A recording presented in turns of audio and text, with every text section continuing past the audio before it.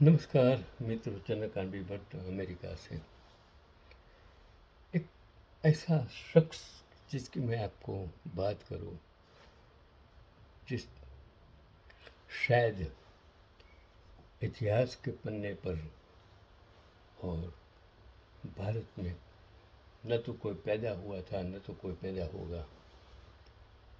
पूरा नाम है बख्शी आनंद प्रकाश वैद्य।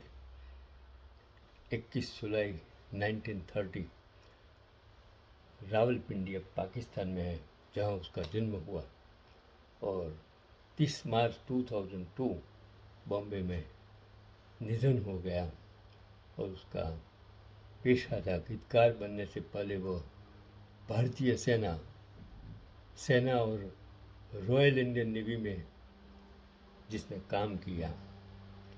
उन्हें अपने शानदार लेखन के लिए 4 बार फिल्म फेयर सर्वश्रेष्ठ गीतकार पुरस्कार मिला।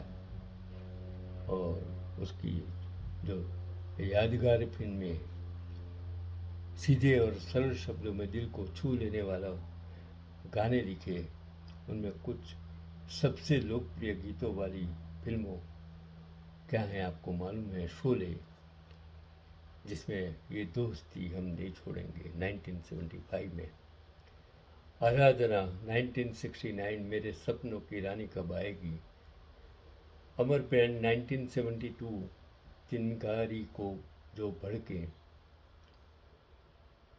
दिल वाले दुल्हनिया ले जाएंगे 1995 तुझे देखा तो ये जाना सनम, ताल 1999 ताल से ताल मिला, गदर एक प्रेम कथा 2001, ऊर्जा काले कौआ।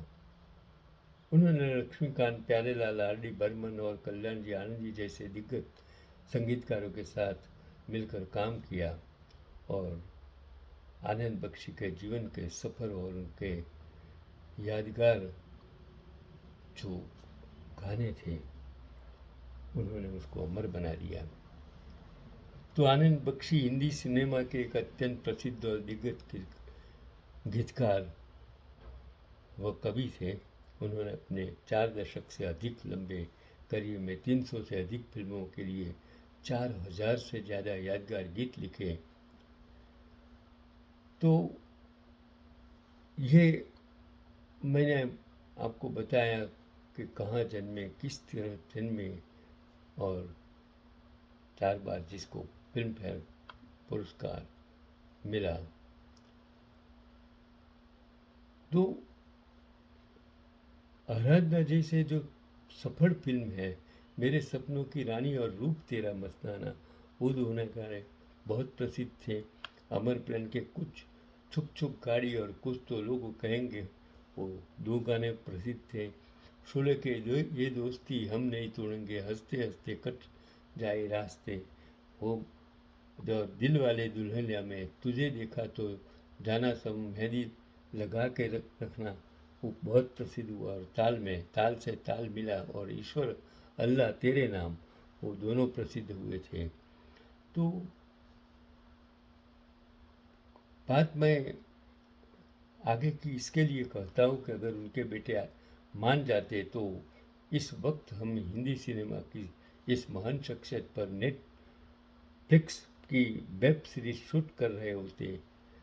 और आप पूछेंगे कौन, तो बताइए तो जरा कि हिंदी सिनेमा का वह कौन सा कलमकार है जिसके लिखे गीतों से राजेश खन्ना सुपरस्टार बने, ऋषि कपूर आशिक बने, कमल हसन की छवि को नई परतें मिली और शाहरुख खान का प्यार पूरी दुनिया में फैल गया। और जिस आदमी ने मेरे सपनों की रानी लिखकर राजेश खन्ना को करोड़ों दिलों का सपना बनाया, जिसने मैं शायर तो नहीं लिखकर ऋषि कपूर की पहली मोहब्बत को शब्द दिए, जिसने तेरे मेरे बीच में कैसा है बंधन अनजाना लिखकर कमल हसन को हिंदी सिनेमा में मशहूर किया, और जिसने तुझे देखा तो ये जाना सनम लिखकर शाहरुख खान के फैले हुए हाथों को दुनिया की सबसे बड़ी प्रेम भाषा बना दिया। और वो थे आनंद बख्शी, जिसने लिखा। और आनंद बख्शी पर उनके बेटे राकेश बख्शी ने किताब लिखी, नगमे किस्से बातें यादें, the life and lyrics of Anand Bakshi. ये किताब आनंद बख्शी के नाती और निर्देशक आदित्य दत्त के घर आपको मिल सकती है। वह इस किताब पर एक सीरीज उस OTT के लिए बनाना चाह रहे थे, जिसके लिए उन्होंने उन दिनों एक एक्शन क्राइम थ्रिलर बनाया था। आदित्य की सहमति से ये प्रस्ताव नेटफ्लिक्स को भेजा। नेटफ्लिक्स वाले इस प्रस्ताव से इतना उत्साहित हुए कि उनकी टीम के अगले ही हफ्ते इस पर एक विस्तृत बैठक बुला दी। तय हुआ कि आदित्य दत्त और राकेश बख्शी इस बैठक में जाएंगे। नेटफ्लिक्स जाने से पहले बांद्रा कुली कॉम्प्लेक्स स्थित दफ्तर में मिले और राकेश बख्शी ने यह कहकर इस किताब पर सीरीज बनाने की अनुमति देने से इनकार कर दिया कि वह फिल्म इंडस्ट्री के लोगों से दुश्मनी मोल लेना नहीं चाहते हैं। सोचिए जरा, सीरीज की ओपनिंग का ये दृश्य जो करीब करीब पूरा लिख डाला था। मुंबई की एक लोकल ट्रेन, जेब में टिकट तक नहीं, आंखों में बुझते हुए सपने और दिल में ये उड़े उधेड़ बुन की शायद अब लौट जाना चाहिए। फिर सीन में आते हैं रेलवे टिकट चेकर चित्रमल स्वरूप चाहते तो आनंद बख्शी तो वो बिना टिकट होने के जुर्म में हवालात की हवा खिला सकते थे, क्योंकि पैसे तो उनके पास थे नहीं। लेकिन दोनों की शायरी और कविताओं की संगत बैठी और आनंद बख्शी जो उन्होंने अपने घर में मुफ्त में रहने का ठिकाना दे दिया। आनंद बख्शी ने कभी उस आदमी को नहीं बुलाया, वह उसे जीवन भर अपने लिए ईश्वर का भेजा हुआ फरिश्ता मानते रहे। और यहाँ से आनंद बख्शी का माया नगरी में असल संघर्ष हुआ। तो पहले एक किस्सा, और उस दिन उन्हें सुबह 10 बजे एक संगीतकार से मिलना था। वह दिन शायद जुलाई का था और मूसलाधार बारिश, सड़कें पानी में डूबी हुई, लोकल ट्रेनें यहाँ तहाँ रुकी हुई, लेकिन भीगते हुए फटी चप्पलों और टूटी छतरी के साथ आनंद बख्शी तय समय पर वहाँ हाजिर थे। संगीतकार के मुंह से उन्हें यूं आया देख निकला, बख्शी तुम आदमी हो या भूत हो। 2 दिन पहले जब राष्ट्रीय फिल्म पुरस्कार का ऐलान हुआ और अधिकतम पुरस्कार एक खास जमात के फिल्मकारों, लेखकों, गीतकारों आदि को मिले, तो तब से पहले आनंद बख्शी की याद आई। ये जानकर हैरानी होगी कि हिंदी सिनेमा के इस जनगीतकार को अपने पूरे करियर में एक भी राष्ट्रीय फिल्म पुरस्कार नहीं मिला। जो लॉबिंग से हमें दूर रहे और बस अपना काम करते रहो। राजेश खन्ना को उनके निर्माण दिन पर याद किया और राजेश खन्ना तिलिस्म में आनंद बख्शी के गीतों की दमक न मिली होती तो वही जादू पैदा हो जाता। आखिर मेरे सपनों की रानी नहीं तो राजेश खन्ना को देश की हर लड़की के सपनों का राजकुमार बना दिया और प्यार दीवाना होता है। इन्हें प्रेम को नई मासूमियत दी थी। ये शाम मस्तानी ने रोमांस को नई चाल दी और कुछ तो लोग कहेंगे ने प्रेम को समाज की परवाह से मुक्त कर दिया। जिंदगी के सफ़र में गुजर जाते हैं जो मुकाम, इस गीत ने बिछड़ने के दर्द को दर्शन में बदल दिया। ये सिर्फ गीत नहीं थे, ये राजेश खन्ना की शख्सियत को गढ़ने वाले छेनी हथौड़े थे और ये थे आनंद बख्शी के शब्द।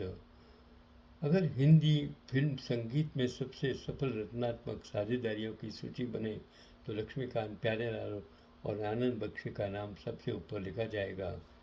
लक्ष्मीकांत प्यारेलाल जानते थे कि किसी भी स्थिति का गीत हो, रोमांस, विरह, भक्ति, दर्शन, दोस्ती, उत्सव, शरारत या जन भावना, आनंद बख्शी उसके लिए ऐसे शब्द लेकर आएंगे जिन्हें पूरा देश गुनगुनाएगा।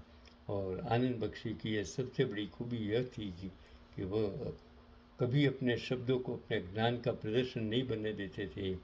उन्हें पता था कि फिल्म का गीत किताब में नहीं, लोगों की जुबान पर जीता है, इसलिए ये कविता नहीं लिखते थे, ये लोगों की भावनाएं लिखते थे।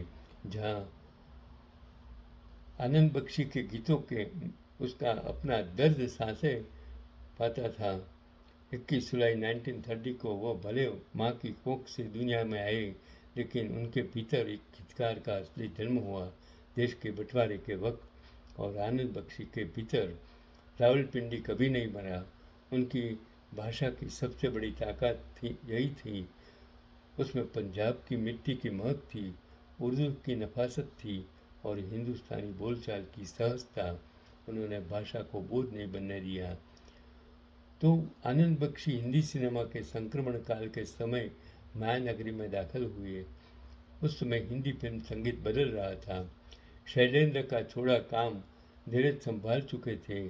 शायरी लुधियानवी के वैचारिक सेवरों की अलग पहचान बन चुकी थी।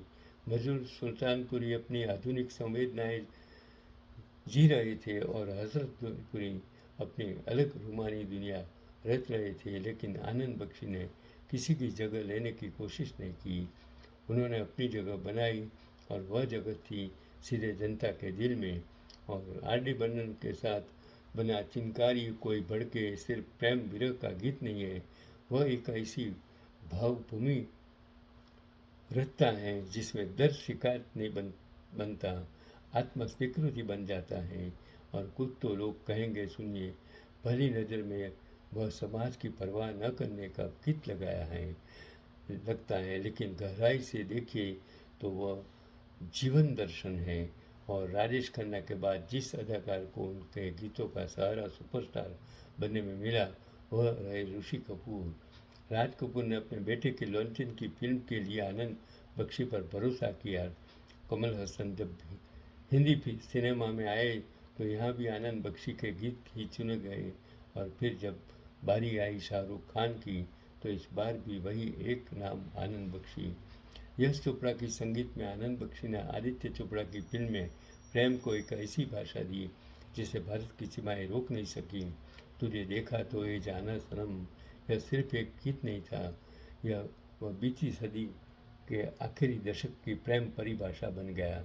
यही आनंद बख्शी की ताकत थी कि हर दशक में वह उस पीढ़ी की भाषा सीख लेते थे। 60 के दशक का युवा, 70 के दशक का प्रेम, 80 के दशक का उत्सव और 90 के दशक का रोमांस, और हर दौर उन्हें अपना गीतकार मानता रहा। तो आनंद बख्शी से किसी ने पूछा, आप इतने सरल शब्द क्यों लिखते हो? उन्होंने कहा कि वह उन लोगों के लिए लिखते हैं जो दिन भर मेहनत करके शाम को सिनेमा देखने आते हैं।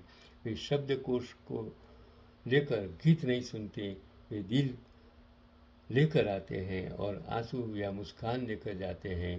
दौर बदलते रहे, गायक बदलते रहे, सितारे बदलते रहे, लेकिन आनंद बख्शी 3 पीढ़ियों के पसंदगी का गीतकार बने रहे। उन्होंने भारत को समझा, जिया और उसका उत्सव मनाया। मेहंदी लगा के रखना, याद है ना आपको? इस गीत के बाद शायद ही भारत का कोई ऐसी शादी हुई जहाँ मेहंदी के में ये गीत न बजा हो। शब्द अगर सच्चे हो तो कभी बूढ़े नहीं होते। और हिंदी सिनेमा में ऐसे अमर शब्द लिखने वालों की सूची बनेगी तो उसमें सबसे ऊपर बैठे आनंद बख्शी के चेहरे पर तब भी वही सहज मुस्कान होगी जिसे वह पूरी जिंदगी जीते रहे, और जिनके शब्द आज भी कितने आज से आग लगते हैं। कुछ रीत जगत की ऐसी है, हर एक सुबह की शाम हुई, तू कौन है, तेरा नाम है क्या? सीता भी यहाँ बदनाम हुई, फिर क्यों संसार की बातों से बिक गए तेरे नैना? कुछ तो लोग कहेंगे, लोगों का काम है कहना। ये मैं भी कहता हूँ, दुनिया भी कहती है, और आनंद बख्शी ने सबको कहा कि लोगों का काम है कहना।